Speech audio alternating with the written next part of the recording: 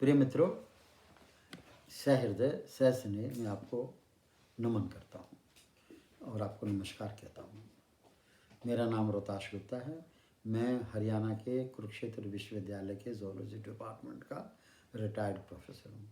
मैं आजकल कविता सर्जन करता हूँ और आज जो कविता का पाठ है, एक होनहार नौजवान विवेकानंद। 3 एपिसोड हमने कर लिया, मैं चौथा एपिसोड शुभारंभ कर रहा हूँ। मुझे इसके लिए शुभारंभ करने के लिए कहो श्री गणेश, श्री गणेश, श्री गणेश। माता सरस्वती मैया की जय हो। उन्होंने मेरे पर बड़ा कृपा की है और मैं तो ये कहता हूँ, माता सरस्वती को मेरी नहीं या किसी धर्म विशेष की नहीं, हर चीज़ का अपना अपना विधान और वो होता है। जैसे हर देश की अपनी सीमाएं होती हैं, तो उसी तरह से जिसको शिक्षा कह लो, विद्या कह लो, तालीम कह लो, स्टडी कह लो, समझे नहीं समझे, उनका भी कोई एक महान कोई किसी के अंदर है, वो भी किसी मिनिस्टर के अंदर है। तो जो विद्या की जो देवी है, शिक्षा की जो अधिष्ठात्री है, जो संगीत की अधिष्ठात्री है, जो वीणा वादनी है, जो हमें ज्ञान विज्ञान का संज्ञान लेने का हमें सक्षमता प्रदान करती है, मैं उसी को नमस्कार करता हूँ, माँ सरस्वती मैया को। एक नौजवान एक अत्यंत परिकृषित संवेदनशील दृढ़ निश्चयी। देखो, एक उनके बारे में बोला, विवेकानंद के बारे में। एक नौजवान एक अत्यंत परिकृषित संवेदनशील दृढ़ निश्चयी, अभूतपूर्व एकाग्रता तथा अभूतपूर्व सिमरन शक्ति का मालिक था, जिसे स्वाभाविक ब्रह्मचर्य ने व्यक्तित्व को दीप्तमान रतन बना दिया था और इन्हीं निजी धरोहरों में सत्य जानने की अभिलाषा को प्रज्वलित जिसमें कर दिया था। हम आज यहाँ भारत माता के उसी संत सपूत का स्मरण करते हैं, कहते हैं जिसे स्वामी विवेकानंद, हम उससे का जिक्र, उसी की चर्चा करते हैं। ये 18 वर्षीय नारायण, सिर्फ 18 वर्ष थी उस समय उनकी उम्र, उसके बारे में कह रहा है। ये 18 वर्षीय नारायण इतिहास, साहित्य, दर्शन का ज्ञान कोश संपूर्ण बन गया था। धर्म प्रायण होकर सत्य एवं ईश्वर को पाने हेतु लालायित हो गया था, जो तत्कालीन ब्राह्मण समाज आंदोलन से प्रभावित हो भावुक हो गया था, जो महर्षि देवेंद्रनाथ ठाकुर के कुशाग्र बुद्धि वाले विभूतियों का अति कायल हो गया था। हम आज यहाँ भारत के उसी संत सपूत का स्मरण करते हैं, कहते हैं जिसे विवेकानंद, उसी का जिक्र, उसी की चर्चा करते हैं। अब आध्यात्मिक स्तर इतना बुलंद हो गया विवेकानंद जी का, ये सारा करने के बाद में विवेकानंद जी का अब आध्यात्मिक स्तर इतना बुलंद हो गया था। 18 वर्ष का अल्लड़ महान दार्शनिकों की तलाश में निकल गया था, जिन्होंने ईश्वर के दर्शन किए हों। ऐसा ज्ञानी पुरुषों की साक्षात करने की लालसा में रम गया था। हम आज यहाँ उसी भारत माता के संत सपूत का सिमरन करते हैं, कहते हैं जिसे स्वामी विवेकानंद, हम उसका जिक्र, उसकी चर्चा करते हैं। ऐसे ही क्रम के तहत, ऐसे ही जो ऊपर मैंने बताया, ऐसे ही क्रम के तहत प्रोफेसर हेस्टी ने से आमना सामना हो गया। किनका? विवेकानंद जी का।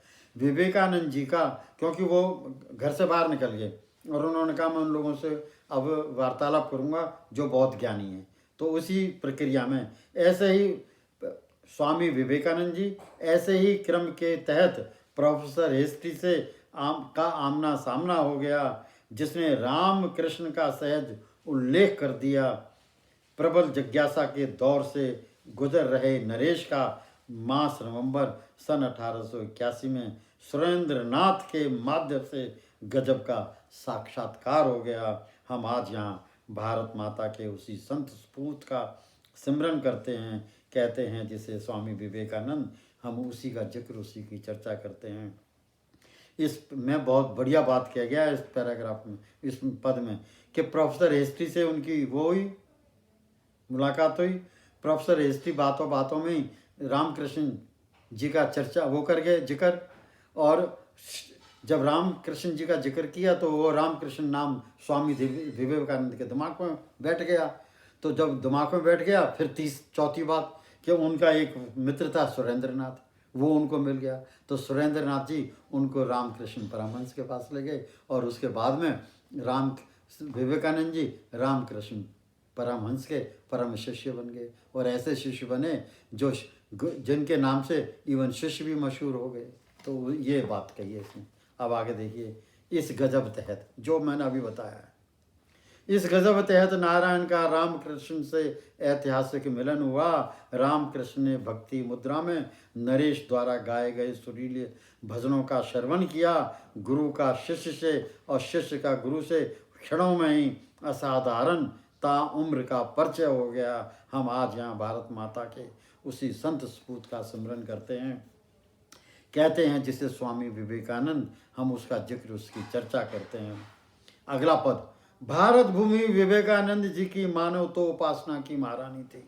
भारत भूमि विवेकानंद जी की मानो तो उपासना की महारानी थी। उसकी वाणी भारत निमित्त अनुराग की सत्य कहानी थी। उसका ज्ञान असीम पर अल्प आयु होगी जिस यह किसने जानी थी। उसका दर्शन आज भी प्रासंगिक है। विवेकानंद को हम आज यहाँ सर्वत्र याद करते हैं। हम आज यहाँ भारत माता के उसी सपूत का स्मरण करते हैं, कहते हैं जिसे विवेकानंद, हम उसी का जिक्र उसी की चर्चा करते हैं।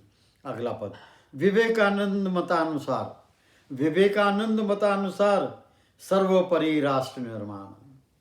देखिए, राष्ट्र निर्माण को मेरी आपसे हाथ जोड़ के प्रार्थना है कि किसी पार्टी विशेष से, सियासी पार्टी विशेष से, किसी राजनीतिक दल से, किसी धर्म विशेष से, किसी मजहब विशेष से ना इसको जोड़ें।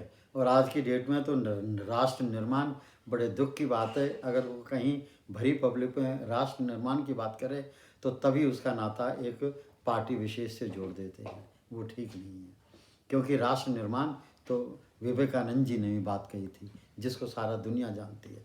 विवेकानंद जी वो ज्ञानी थे, जब वो अमेरिका शिकागो में आए तो जब उन्होंने कहा my America brothers and sisters, तो आप हैरानी होगी, ये अमेरिका वाले किसी को जल्दी वो नहीं देते रिस्पेक्ट। जैसे ही उसने कहा I welcome you all my American brothers and sisters, पता नहीं कितने हजार शिकागो के उस विशाल भवन में लोग थे, वो तुरंत खड़े हो गए और विवेकानंद जी को सर जोड़ ऐसे करके उसको नमन किया।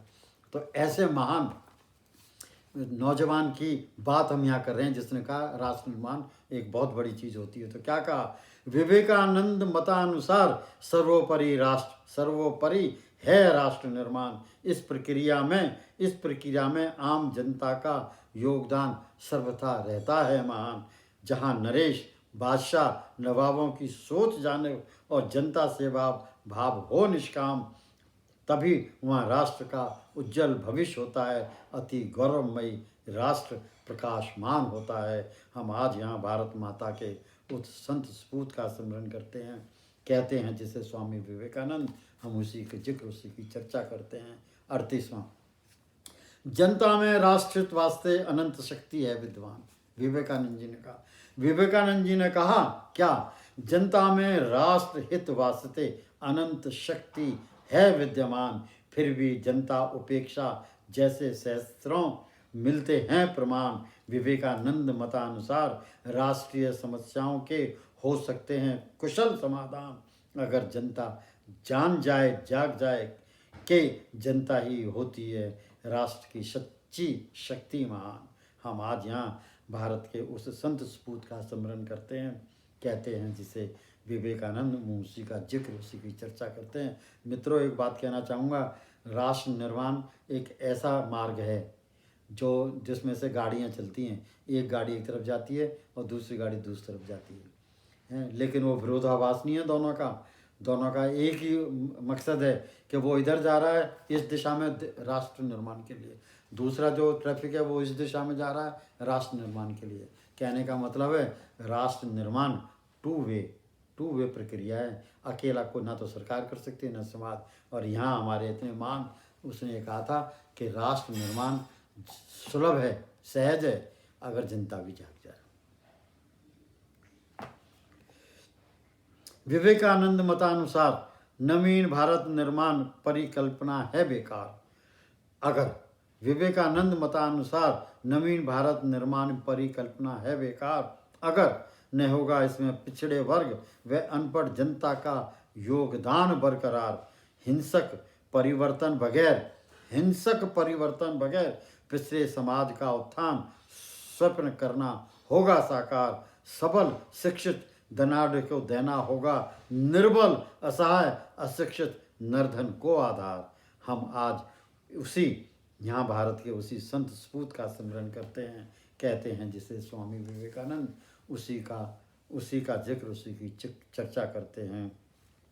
इस चौथे उसका अंतिम विवेकानंद जी ने उद्घोष किया था। विवेकानंद जी ने उद्घोष किया था क्या? देश में आध्यात्मिक भावों की वर्षा कर दो। देश में आध्यात्मिक भावों की वर्षा कर दो। सत्य, न्याय, प्रेम, शक्ति, समन्वय मूलों को जीवन मूल्य बना लो। भारतीय जनमानस की उन्नति राष्ट्रीय आदर्शों में निहित है, सबको यह बतला दो। यह हमें आज यहाँ उसी भारत माता के संत सपूत का स्मरण करते हैं, कहते हैं जिसे स्वामी विवेकानंद, हम उसी का जिक्र, उसी की चर्चा करते हैं। मित्रों, मैं चौथे एपिसोड को यहाँ विराम देता हूँ। धन्यवाद।